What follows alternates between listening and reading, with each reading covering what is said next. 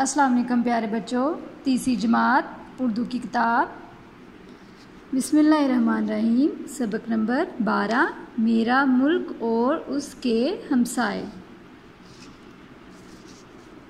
سوال نمبر 2 ہے، درست جواب کے گرد دائرہ لگائیں۔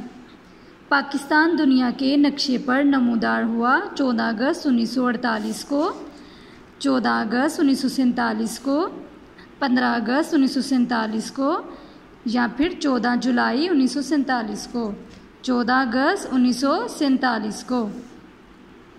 پاکستان آبادی کے لحاظ سے دنیا کا بڑا ملک ہے، کون سا؟ دوسرا، تیسرا، چھٹا یا پھر پانچواں؟ چھٹا۔ پاکستان کے مغرب میں واقع ہے بھارت، چین، افغانستان، ایران۔ مغرب میں کیا واقع ہے؟ افغانستان۔ افغانستان کا دارالحکومت ہے کابل، تہران، نیو دلی یا بیجنگ؟ کابل۔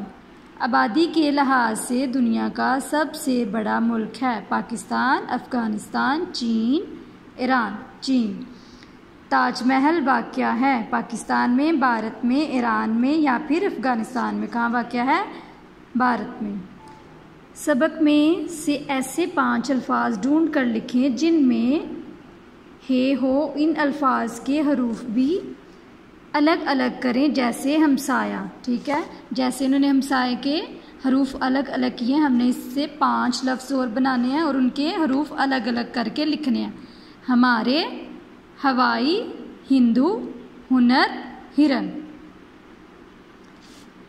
سوال نمبر 5 ہے، دیے گئے جمع الفاظ کے واحد لکھیں۔ انہوں نے ہمیں جمع کے الفاظ دیے، ہم نے ان کے واحد لکھنے ہیں۔ جمع واحد، ممالک ملک، علاقہ علاقے علاقہ، باغات باغ، عمارات عمارت، مساجد مسجد۔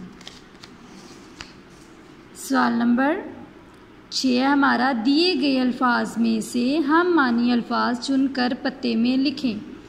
ستم، معروف، پرانا، ٹہنی، ریاست، مشہور، شاہ، قدیم، ظلم، مملکت۔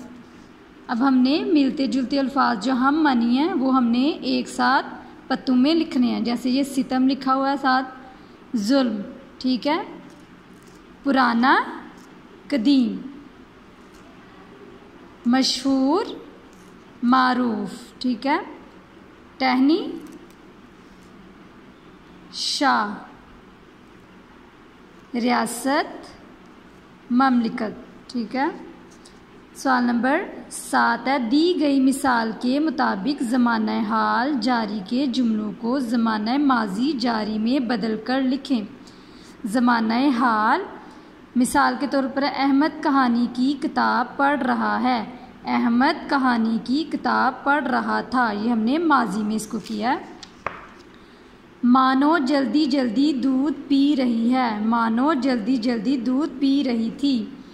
آپا گھر کی صفائی کر رہی ہیں، آپا گھر کی صفائی کر رہی تھی۔ کپڑے دھوپ میں سوکھ رہے ہیں، کپڑے دھوپ میں سوکھ رہے تھے۔ امی برتن دھو رہی ہیں، امی برتن دھو رہی تھی۔ آمنہ اور حسن گھر کی چھت پہ کھیل رہے ہیں، آمنہ اور حسن گھر کی چھت پر کھیل رہے تھے۔